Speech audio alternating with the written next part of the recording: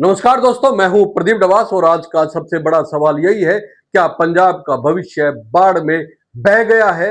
क्या वो जमीन जिसने कभी सोना उगला था, आज रेत और गाद में दफन होकर किसानों की किस्मत भी दफन कर चुकी है? क्या सरकारें सिर्फ वादों और राहत पैकेजों तक सीमित रह जाएगी या वाकई पंजाब के किसान को फिर से खड़ा करेगी? और सबसे बड़ा सवाल यह है, क्या पंजाब की बाढ़ ने सिर्फ फसलें डुबाई या सरकारों का चरित्र भी उजागर कर दिया? दोस्तों, पंजाब की वो धरती जो हर साल गेहूं और धान से देश का पेट भरती थी, आज अपने ही बच्चों के लिए सवाल बन चुकी है। बाढ़ का पानी उतर चुका है, लेकिन उसके साथ पंजाब की उम्मीदें भी बह चुकी है। खेतों का हाल ऐसा है कि किसान अपनी ही जमीन को पहचान नहीं पा रहा है।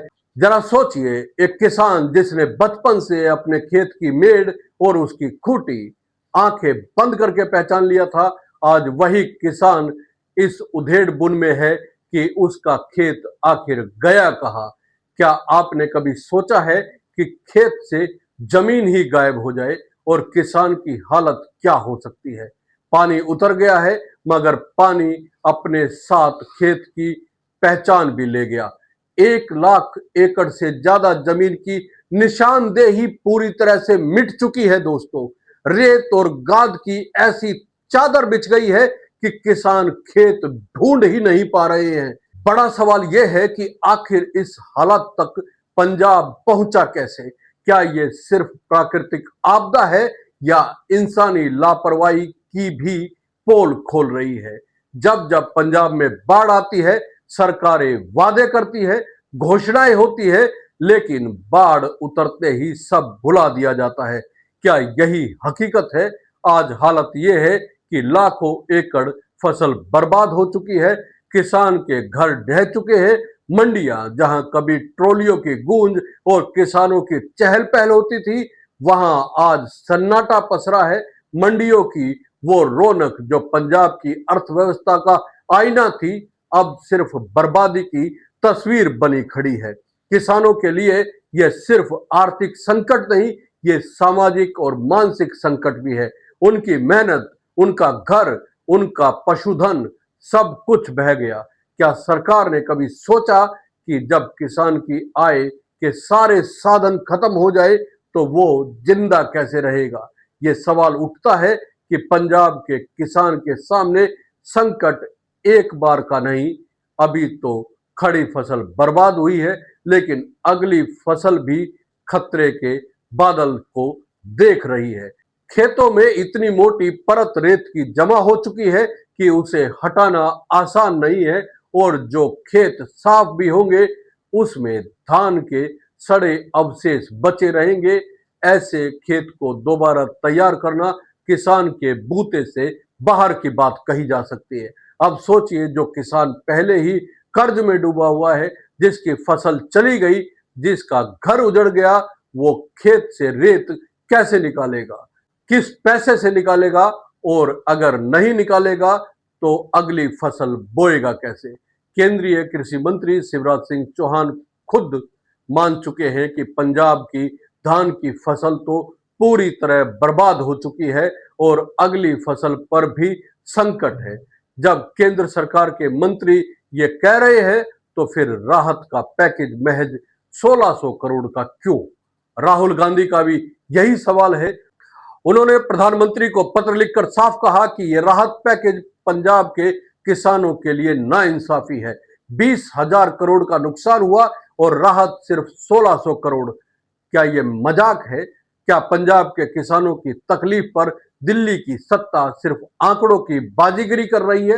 राहुल गांधी कहते हैं कि पंजाब के 4 लाख एकड़ धान की फसल बर्बाद हो चुकी है, 10 लाख से ज्यादा पशु मारे जा चुके हैं, लाखों लोग बेघर हो गए हैं, और इनके बावजूद केंद्र सरकार की संवेदनशीलता सिर्फ 1600 करोड़ तक सिमट गई है।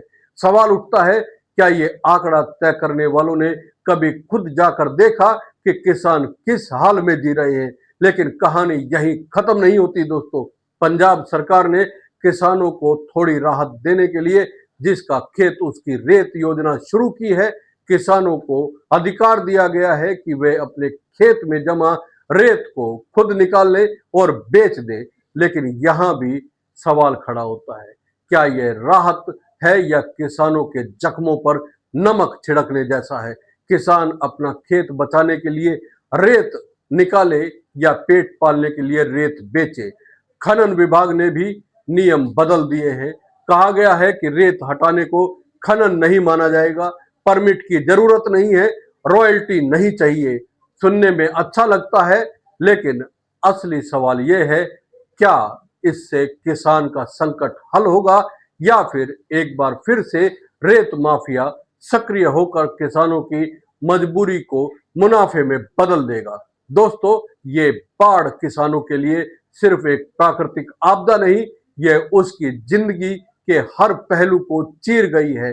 फसल खत्म हो चुकी है, घर ढह गए हैं, पशु मारे गए, जमीन की पहचान मिट गई और सबसे बड़ी बात, किसान की उम्मीद भी टूट गई।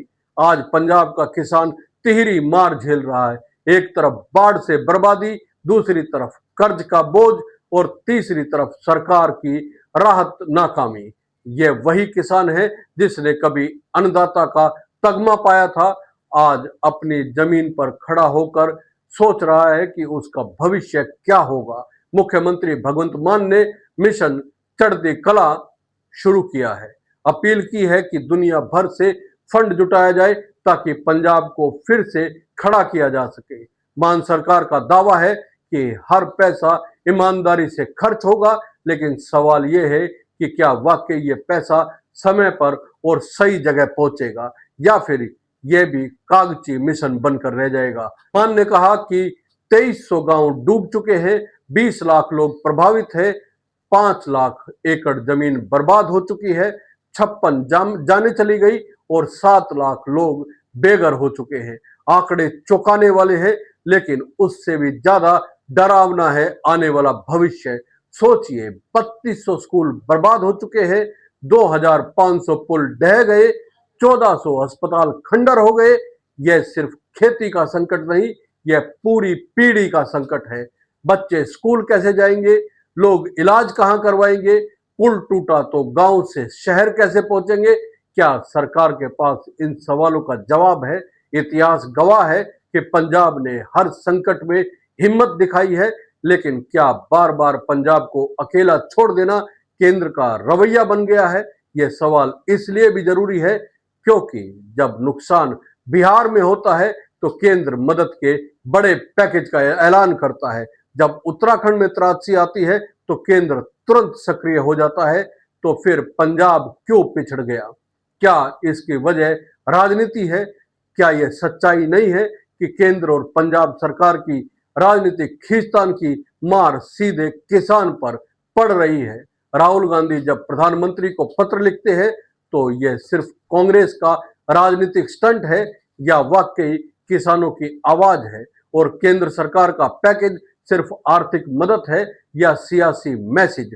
दोस्तों, पंजाब का संकट सिर्फ पंजाब का नहीं, यह पूरे देश का संकट है, क्योंकि पंजाब सिर्फ अपना पेट नहीं भरता, पूरे देश का पेट भरता है। अगर पंजाब का खेत बर्बाद हुआ है तो दिल्ली की थाली में भी रोटी महंगी होगी। अगर पंजाब का किसान कंगाल हुआ है तो देश की खाद्य सुरक्षा भी खतरे में होगी। इसलिए सवाल सिर्फ इतना नहीं है कि पंजाब का किसान कैसे बचेगा, असली सवाल यह है कि क्या भारत सरकार किसानों की पीड़ा को समझेगी या सिर्फ चुनावी चश्मे से इसे देखती रहेगी? क्या पंजाब सरकार मिशन चढ़ती कला को धरातल पर उतार पाएगी या ये सिर्फ भावनात्मक नारा बनकर रह जाएगा?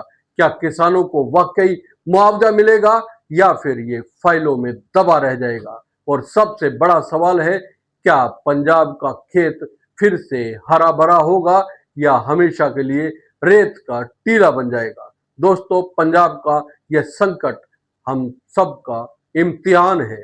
ये समय है सरकारों से वादों की सच्चाई जांचने का, ये समय है किसानों के आंसुओं को समझने का, और ये समय है पूछने का, आखिर इस देश में अन्नदाता की कीमत कब समझी जाएगी?